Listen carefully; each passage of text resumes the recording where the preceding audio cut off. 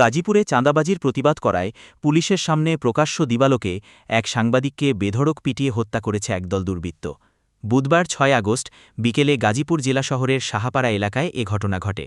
দুর্বৃত্তরা ওই সাংবাদিককে পিটিয়ে এবং ইট দিয়ে শরীরের বিভিন্ন অংশ থেতলে দেয়।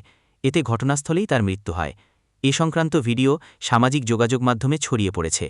নিহত সাংবাদিকের নাম আনোয়ার হোসেন। তিনি একটি দৈনিকের গাজীপুর জেলা প্রতিনিধি হিসেবে কর্মরত ছিলেন।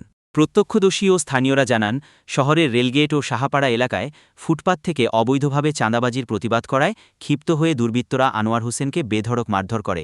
তারা ইট দিয়ে তার মাথা এবং শরীরের বিভিন্ন অংশ থেতলে দেয়। হামলার সময় পাশেই পুলিশ অবস্থান করলেও প্রথমে তাকে উদ্ধারে এগিয়ে আসেনি। প্রত্যক্ষদর্শীরা জানিয়েছেন, পুলিশ দাঁড়িয়ে দাঁড়িয়ে ঘটনাটি দেখছিল। মারধরের পরও তৎক্ষণাৎ কোনো ব্যবস্থা না নেওয়ায় তিনি ঘটনাস্থলেই মারা যান। পরে পুলিশ মরদেহর উদ্ধার করে শহীদ তাজউদ্দিন আহমদ মেডিকেল কলেজ হাসপাতালের মর্গে পাঠায়। এ বিষয়ে সদর মেট্রো থানার ভারপ্রাপ্ত কর্মকর্তা ওসি মেহেদী হাসান বলেন, এই ঘটনায় নিহতের মা বাদী হয়ে সদর মেট্রো থানায় মামলা করেছেন। পুলিশ বিষয়টি তদন্ত করছে। আসামিদের গ্রেফতারে অভিযান চলছে।